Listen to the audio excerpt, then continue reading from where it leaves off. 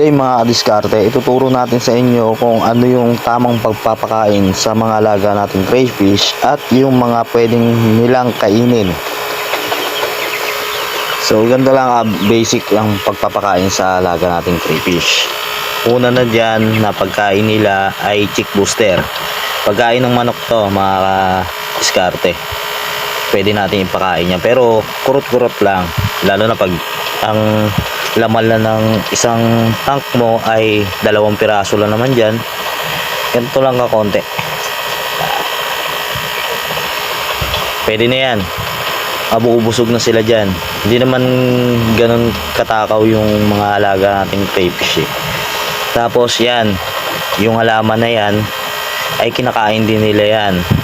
Pwede din yung mga pinagbalatan ng gulay, bigay nyo sa kanila, pero depende yon sa ilalagay nyo, kung ilan yung crayfish ng laman ng lagayan nyo, mga tank nyo.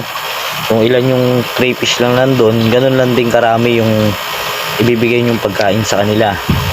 Tapos eto, pagkain din ng crayfish to, Tubipex, pero sa mga craylings lang hinahain to, yung mga ganitong pagkain ng Tubipex.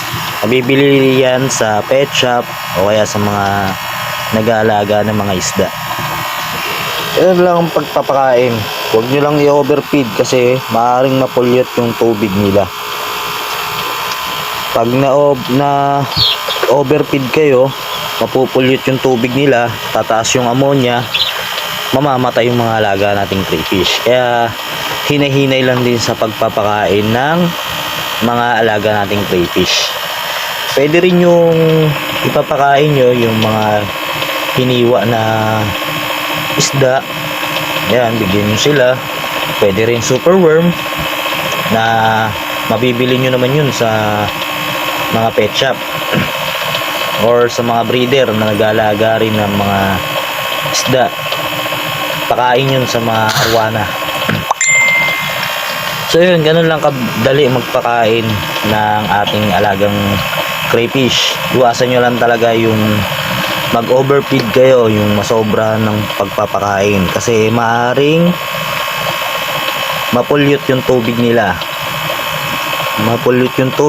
At pag tumaas yung ammonia ng tubig nila ay maaring mamatay yung mga ating crayfish. Kaya hinahinay lang din sa pagpapakain. Ang diskarte dyan, 2 beses sa isang araw, ganun lang ang tamang pagpapakain.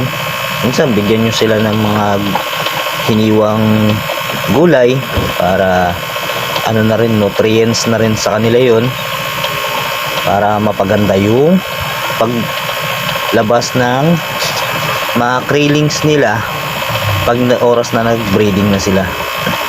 Yun lang mga diskarte. Simpleng tips lang to para sa pagpapakain ng ating mga alagang crayfish.